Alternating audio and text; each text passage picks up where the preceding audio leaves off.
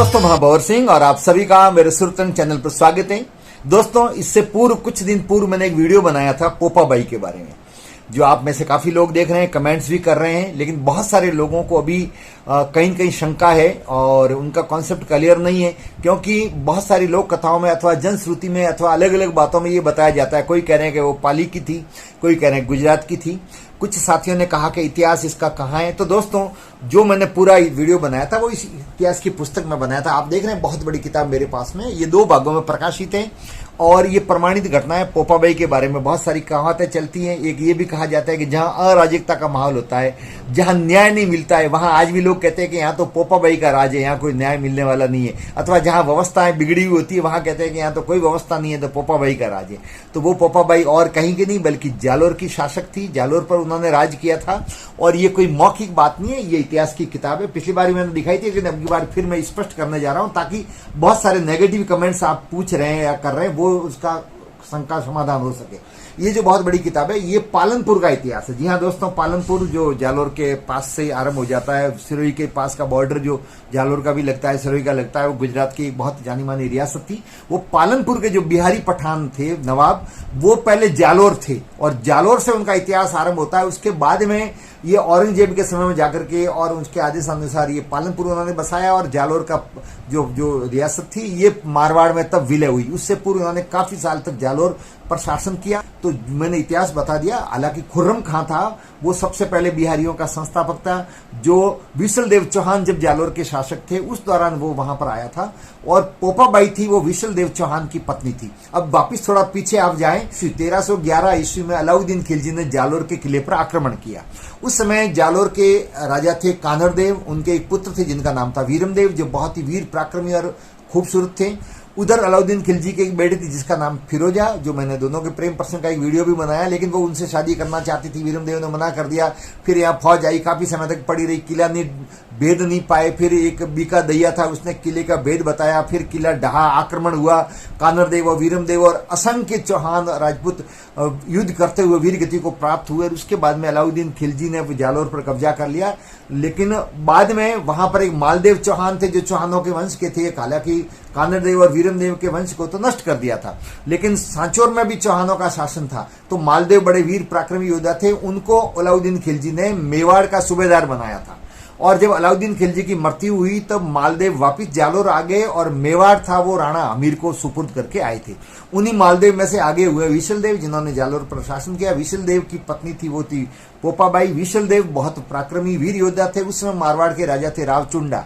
रावचुंडा कई बार कोशिश कर चुके थे जालोर को अपने मारवाड़ में मिलाने के लिए, लेकिन विजय प्राप्त नहीं हो रही थी। तो रावचुंडा ने अपने बहादुर बेटे रणमल को यह आदेश दिया कि जैसे भी हो, लेकिन जालोर को अपने में मिलाओ और विशलदेव को मारो अथवा किसी भी प्रकार से इसको परास्त करके यहां से भगाओ। तो रणमल ने अपनी बहन की सगाई की, विशलदेव चौहान से अपने बहन की सगाई की। बारात लेकर के विशलदेव धूमधाम से वहां पर गए। तो रणमल का 5वां जो भाई था, पुंजा, जो बलिष्ठ था, उसको दायित्व दिया था कि यहाँ आगे आए तब तो उनको पकड़ करके मार देना। और फिर वो गले मिलने के बहाने उनको मारा, जो मैंने पहले के वीडियो में बताया। उनकी मृत्यु के बाद में खुर्रम खां, जो अंगरक्षक था विशलदेव का, सत्ता में महत्वपूर्ण भूमिका निभाता था, पूरे जालोर के देखरेख का काम करता था और काफी बिहारी उस समय नौकरी कर रहे थे विशलदेव के अधीन। तो उन बिहारियों ने और राजपूतों ने मिलकर के पोपा बाई को गद्दी पर बैठाया, जब विशलदेव का देहावसान हो गया। और वो देहावसान हुआ तब उसके बाद में वो वहां पर बैठी। वो सन की प्रवृत्ति की थी, जिसके बहुत सारे किस्से मैंने पहले भी बताए। अब भी बहुत सारी कथाएं प्रचलित है।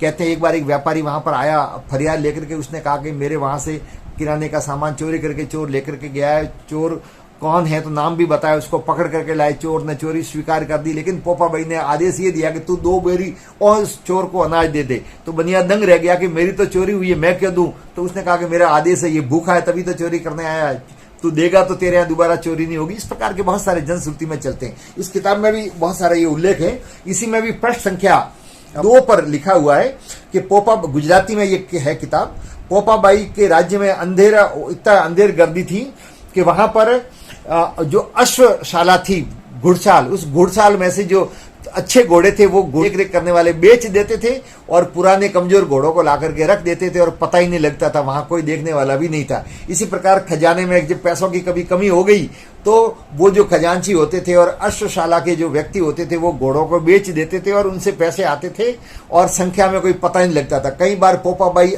अश्वशाला का अवलोकन करती लेकिन उनको कभी पता ही नहीं लगता था कि कितने घोड़े गए कितने नहीं हुए। इसी प्रकार इसमें एक और जिक्र किया हुआ है, ये लिखित में है, ये जो मैं बता रहा हूं ये इतिहास के लिखित में।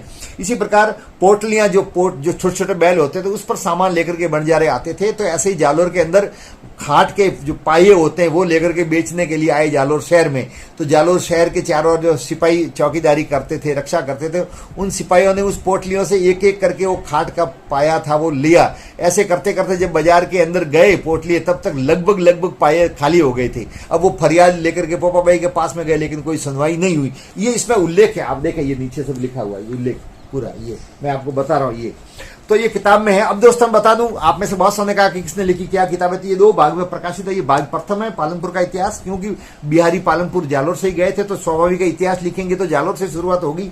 तो उसमें संपूर्ण विवरण है, पृष्ठ संख्या 3, 4 और 5 पर ये पूरा उल्लेख है जैसा आप देख रहे हैं।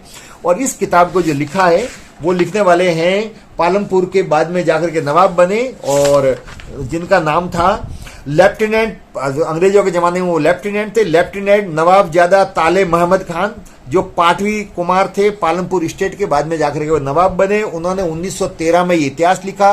वो बहुत ही बड़े विद्वान व्यक्ति थे और ऐसे ही नहीं लिखा है, उन्होंने ढेर सारे स्रोत इकट्ठे किए। वो जालोर भी आए, पालनपुर भी आए और सेवक थे, उनकी बइयों से इतिहास जो पुराना था, रावों भाटों की बइयों से, चारणों द्वारा रची गई कविताओं के आधार पर, राजपूतों के द्वारा बहुत सारी जानकारी और गांव जागीर में दिए गए उन ताम्रपत्रों के आधार पर उन्होंने पूरा इतिहास को संकलित किया है, जो मेरे हाथ में किताब है और आप देख रहे हैं ये किताब उन्होंने लिखी। और ये इनका ओरिजिनल फोटो है, आप देख रहे हैं। और उस फोटो के नीचे खुद ने लिखा है ताले मोहम्मद, ये उनके हस्ताक्षर है जो 1912 में लिखा, आप देख रहे हैं खुद। ये फोटो भी उनके है, हस्ताक्षर भी उनके ही है, जो मैं आपको दिखा रहा हूं। ये आप देखें, ये फोटो उनका है और ये नीचे लिखा हुआ है 1913 और हस्ताक्षर भी अंग्रेजी में कर रखे हैं। यही ताले मोहम्मद ओरिजिनल फोटो है। और ये जो किताब है ये लक्ष्मी विलास प्रिंटिंग प्रेस बड़ोदरा में, आप देखें लक्ष्मी विलास प्रिंटिंग प्रेस बड़ोदरा से ये प्रकाशित हुई थी और 1/9/1913 को ये प्रकाशित हुई थी किताब, जो आप देख रहे हैं ये सन लिखे हुए 1/9/2013 को। ऑथेंटिक किताब है और ये भाग प्रथम है, इसलिए किसी प्रकार का कोई प्रश्न चिन्ह वाली बात नहीं है। इसमें बहुत सारे प्रमाण भी दिए हुए हैं, आगे बहुत सारी काव्य रचना दी हुई है, कविताएं दी हुई है, बहुत सारा विवरण है। आप देख रहे हैं ये डेंगल में बहुत सारी कविताएं हैं कवियों द्वारा लिखी हुई जिसमें इतिहास का वर्णन है, ये भी इसमें ढेर सारी कविताएं दी हुई है। तो ये जो किताब इसमें पूरा का पूरा विवरण दे रखा है।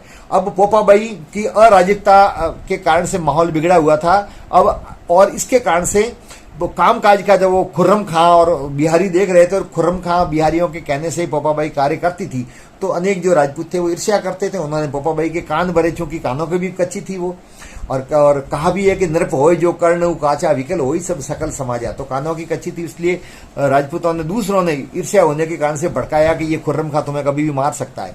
तो पोपाबाई ने एक षड्यंत्र रचा और उनको मारने के लिए योजना बनाई, लेकिन वो योजना लीक हो गई। कहते हैं पोपाबाई के वहां पर एक दासी थी जो एक रखेल थी, वो बिहारी पठान की, उसने जाकर के ये सब बातें बता दी, इसलिए खुर्रम खां तक ये बात पहुंच गई। तो खुर्रम खां ने अपने रिश्तेदारों को सबको बुला करके मुलाकात करके और जालोर के अंदर पोपाबाई के महल को घेर लिया। पोपाबाई ने देखा कि अब मेरा बचना मुश्किल है तो समझौते के लिए भेजा, समझौता हुआ, शांति हो गई वापिस, क्योंकि खुर्रम खां उनका सेवक था तो उसने गद्दारी नहीं की और समझौता कर लिया। लेकिन पोपाबाई को डर लग गया कि अब मेरा यहाँ जिंदा मुझे शायद नहीं रखें, तो अंतोगत्वा कुछ दिन के बाद में अपने बच्चों को लेकर के वो और सिरोही के पहाड़ों में चली गई, वहां से आबू चली गई। उसके बाद में वो ईडर गई, जहां ईडर का रणमल वहां का शासक था, उसका विशल देव चौहान के वहां पर रिश्तेदारी भी थी, इस नाते उसने उनका सम्मान किया और मीरपुर गांव उसको जागीरी में दिया। लेकिन बच्चे भी उनके पोपाबाई के निकम्मे थे, उनके जैसे ही थे, अकर्मणी थे, और उन्होंने वहां के आदिवासी भील थे उनसे शादी कर ली। उसके बाद में राजपूतों ने उनको बहिष्कार कर दिया और फिर उनकी संतानें वो विशेष प्रकार की एक जाति कहलाती है। तो दोस्तों इस प्रकार से ये पूरा इतिहास है, वो सत्य है, आप किसी प्रकार का कंफ्यूज नहीं हो, क्योंकि मैं कपोल कल्पित बातें कहता नहीं हूं।